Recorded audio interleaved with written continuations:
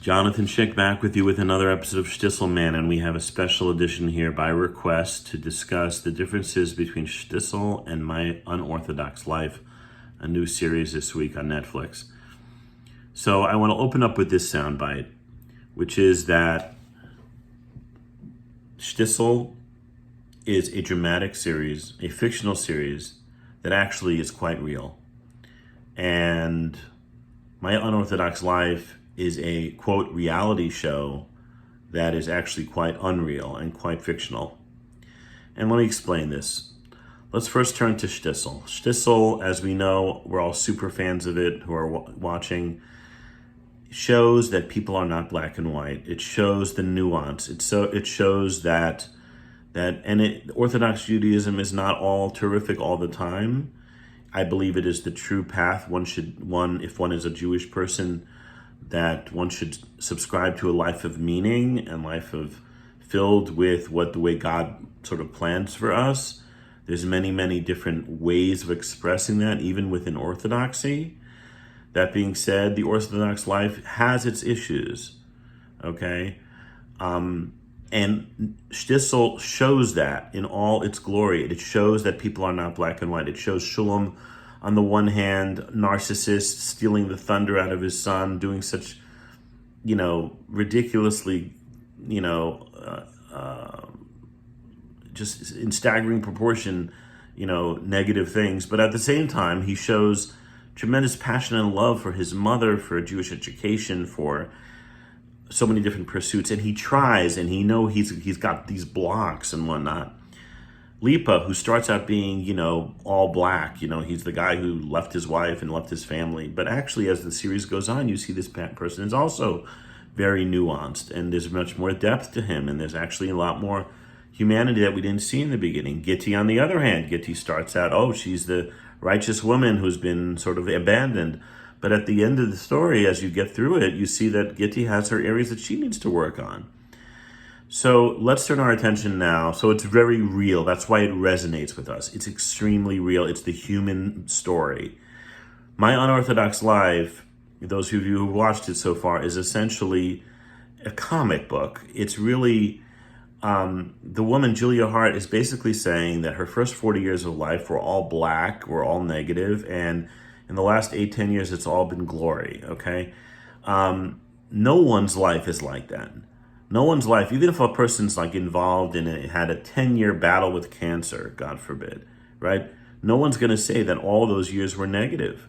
They're going to say that there were times they shared with family. There were times that they had respite. There were times that they were able to make meaning even out of the suffering. There's no black and white part of life. When kids are young, they feel things are black and white, fine. But when we're adults, we recognize there's nuance and there's gray. What she does in this series, I don't see too much reality at all. I see reality in her son-in-law Ben, a little bit, but I see her playing to the camera, playing to the audience, using terms like fundamentalism, forcing, basically, and I'll excuse me for using these terms, of prostituting out her family, specifically her 14-year-old son, to be put into this situation where, if a father and mother are divorced and there's a healthy, relationship between them and the child, they don't create a triangle where they destroy any type of trust and any type of consistency that the child might have. In this series, in the first or second episode, the boy goes off to an Orthodox camp and gets inspired and whatnot, and she just cuts him down, almost for the camera. It was like a forced scenario. There are numerous, and almost the entire thing is a farce. It's a reality show that's so not real. And again, are there parts that are true? Are there parts that when she says there's a special place in hell are there people who have said, are there rabbis or rebbitzins who have said that there's a special place in hell for people who don't dress modestly, which is obviously not a statement that is going to resonate with anybody today? That statement, I've heard that statement. A student of mine used to tell me that they heard that when she was growing up in a very Haredi background, and that it turned her off. These things are true. These things do happen. But at the same time, it's a really it's forced storylines. It's contrived conversations. it's just a pathetic show, and I don't think it's going to gain any ground because it's not real. It's not rooted in it's a real. Even Unorthodox showed nuances. You want to look at films that show nuance. You look at there are some nice Orthodox films. Again, the ones escaping me right now. Oh, Fill the Void. Fill the Void. It just like Shtisel, it shows that there's a human point here that we are looking at.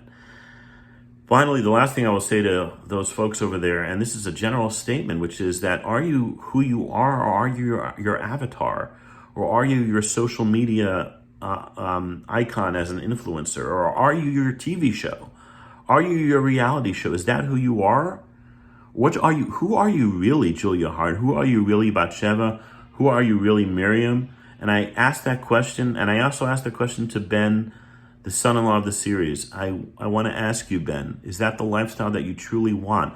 And I'm not pitching to you an Orthodox draconian lifestyle. I'm just talking to you about a lifestyle that's real, that's really what you want to live, not what your mother-in-law or what some contrived TV show demands of you.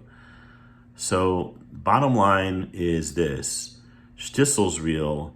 My Unconventional Life has a few tokens of reality chalked into basically a scripted, forced type of storyline, not worth the TV show or the time that spent on it at all. And besides it being, I'm not coming there and saying it's a major desecration of God's name, which it is. And I'm not saying that it's, so terrible that she did this. No, I'm not saying that either. I'm saying that on a basic, objective level, it's simply not real. It's simply contrived. Let's go with Shtisel when we can understand and get a human inspiration from the lives and the struggles and the ups and downs of true human beings, even though they are found in a fictional TV series. All right, everyone, have a Shabbat Shalom, and we'll be back with more Shtisel in the episode season 2 coming up soon. All the best.